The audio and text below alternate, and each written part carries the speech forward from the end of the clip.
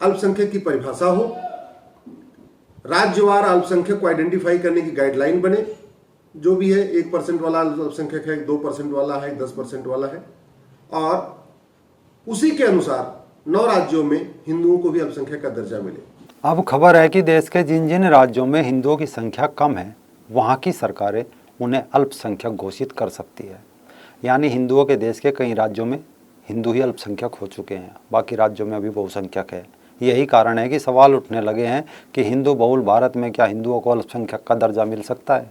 अगर राज्य सरकारें हिंदुओं को अल्पसंख्यक का दर्जा दे देती है तो उसका आधार क्या होगा और इससे हिंदुओं को क्या फ़ायदा होगा।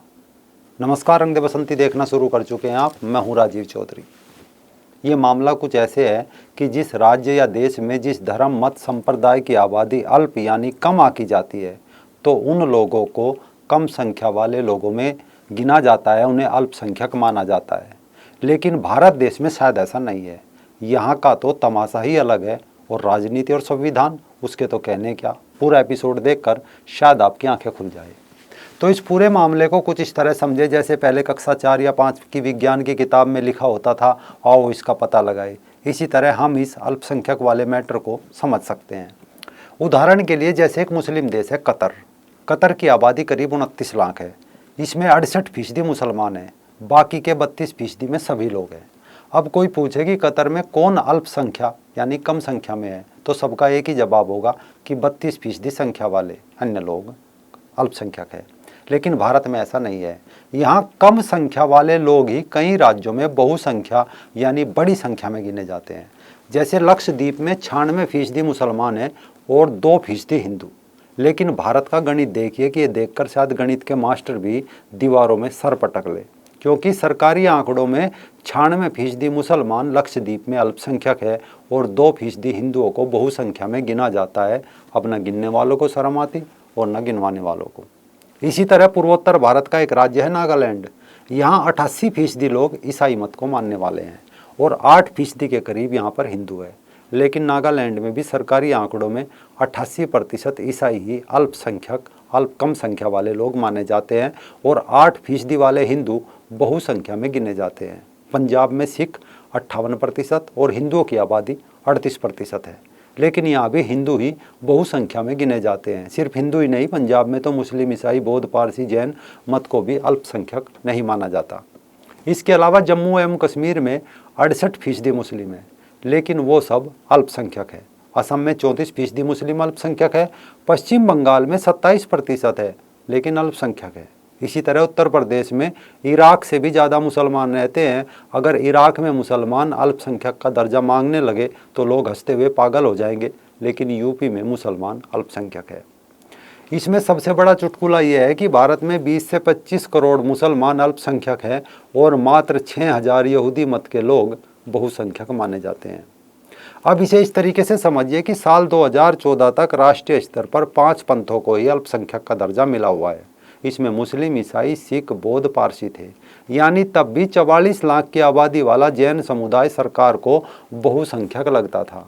साल 2014 में केंद्र सरकार ने माना कि जैन भी अल्पसंख्यक है, वरना सबको एक ही चीज़ रटाई जा रही थी कि 25 करोड़ मुसलमान अल्पसंख्यक है यानी कम संख्या में है। शायद इसी के बाद महाराष्ट्र सरकार की थोड़ी सी आँख खुली और उसने माना कि महाराष्ट्र में कुछ हजार की संख्या में रहने वाले यहूदी भी अल्पसंख्यक हैं, तब उन्हें अल्पसंख्यक होने का दर्जा दिया। अब इस पर आगे बढ़ने से पहले सुप्रीम कोर्ट के वरिष्ठ वकील अश्वनी उपाध्याय जी को सुन लेते हैं, क्योंकि अश्वनी जी ही पिछले कई वर्षों से देश की सुप्रीम कोर्ट में याचिका दायर करके लंबा संघर्ष कर रहे हैं और राष्ट्रीय अल्पसंख्यक आयोग अधिनियम 1992 और राष्ट्रीय अल्पसंख्यक शिक्षण संस्था आयोग की वैधता को चुनौती दे रहे हैं। 1992 में माइनॉरिटी कमीशन एक्ट बना, 1993 में माइनॉरिटी को घोषित किया गया। क्या उसके पहले माइनॉरिटी का कल्याण नहीं हो रहा था? उसके पहले माइनॉरिटी अनसेफ थे और उसके बाद सेफ हो गए। और ताजुब की बात, माइनॉरिटी कमीशन बना हुआ है, माइनॉरिटी फिल्म मिनिस्ट्री बनी हुई है, करोड़ों का बजट जा रहा है, केंद्र सरकार भी करोड़ रुपए खर्च कर रही है, राज्य सरकार भी करोड़ रुपए खर्च कर रही है। लेकिन माइनॉरिटी कौन है? क्या डिफिनीशन है माइनॉरिटी की? 1% वाला माइनॉरिटी है कि 2% वाला माइनॉरिटी है कि 3% वाला माइनॉरिटी है कि 4% वाला माइनॉरिटी है? इसकी कोई गाइडलाइन नहीं है। डिस्ट्रिक्ट लेवल पे माइनॉरिटी आइडेंटिफाई होगा, कि स्टेट लेवल पे माइनॉरिटी आइडेंटिफाई होगा, कि नेशनल लेवल पे माइनॉरिटी आइडेंटिफाई होगा, इसकी कोई गाइडलाइन नहीं है। संविधान में तो माइनॉरिटी डिफाइन करने का मतलब ही नहीं था। संविधान निर्माताओं ने कभी सोचा ही नहीं था कि मजहब के आधार पर यहां माइनॉरिटी कमीशन बनेगा, माइनॉरिटी फिल्म मिनिस्ट्री बनेगी।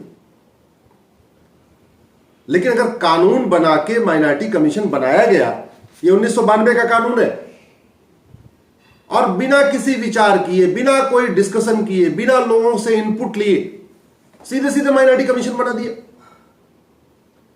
मैंने इन दोनों कानूनों को चैलेंज किया हुआ है। केंद्र सरकार का जवाब आ गया है। केंद्र सरकार कह रहे हैं कि हां, जहां हिंदू अल्पसंख्यक है उनको हिंदू अल्पसंख्यक का दर्जा मिल सकता है। लेकिन हमारा कहना है कि दर्जा देना पर्याप्त नहीं है। सबसे पहले डिफिनीशन क्लियर होनी चाहिए, माइनॉरिटी कौन, और पैरामीटर सेट होना चाहिए। 0.1 वाला, 0.1% वाला, 0.5% वाला, या 1% वाला, या 2% वाला, एक पैरामीटर सेट होना चाहिए। अब ऐसे में एक सवाल और उठता है कि यदि देश के 8 से 9 राज्य जहां हिंदू अल्पसंख्यक है, अगर उन्हें कम संख्या होने का दर्जा मिल गया तो उससे उनका क्या फायदा होगा। इसे समझने के लिए थोड़ी सी देश की तस्वीर समझ ले, अल्पसंख्यक होने का फायदा समझ आ जाएगा। एक तरफ तो देश का संविधान कहता है कि यहाँ धर्म और जाति के आधार पर कोई भेदभाव नहीं होगा, लेकिन भेदभाव तो होता है। इसका प्रमाण ये छात्रवृत्तियाँ है जो धार्मिक आधार पर अल्पसंख्यकों के बच्चों को दी जाती है। अकेले 2016 से 2021 के इन 5 वर्षों में लगभग 3 करोड़ छात्रवृत्तियाँ भारत सरकार ने दी है। उनमें से अकेले मुसलमान छात्रों को 2 करोड़ 30 लाख छात्रवृत्तियाँ मिली है, ईसाई छात्रों को 37 लाख, सिखों को 25 लाख, बौद्धों को 7 लाख, जैन समुदायों को 4 लाख, पारसियों को लगभग 5000 छात्रवृत्तियाँ मिली है। भले ही बीजेपी सरकार पर आरोप लगाया जाता है कि ये मुस्लिम विरोधी है, लेकिन उक्त आंकड़ा इस तर्क को सिरे से रद्द करता है। और अब तो ये भी बताया जाता है कि मुस्लिम छात्राओं को बेगम हजरत महल छात्रवृत्तियाँ भी मिला करेगी। इस पर अभी सरकार ने लगभग 10,000 करोड़ रुपए खर्च किए हैं। अगले 5 वर्ष में राशि दुगनी होने की उम्मीद है।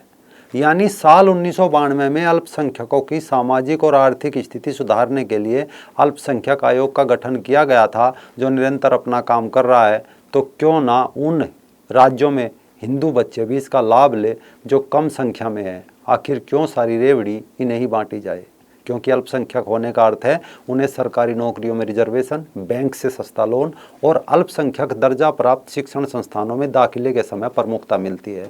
उदाहरण के लिए जामिया मिलिया इस्लामिया यूनिवर्सिटी को धार्मिक अल्पसंख्यक संस्थान का दर्जा हासिल है।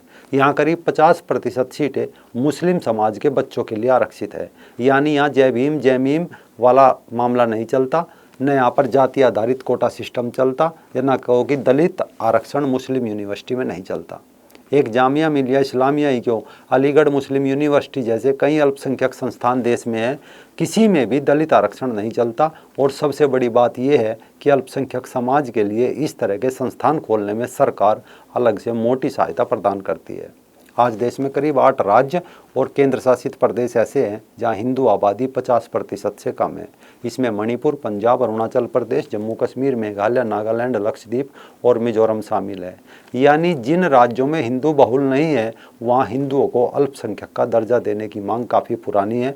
अटल बिहारी वाजपेयी के समय से इस मुद्दे को उठाया जा रहा है, लेकिन केंद्र सरकार इससे बच रही है। अब इस पर सुप्रीम कोर्ट संज्ञान ले रही है। आगे भविष्य में पता चलेगा क्या होगा क्या नहीं। बस आवाज़ उठाते रहिए, हक एक दिन जरूर मिलेगा।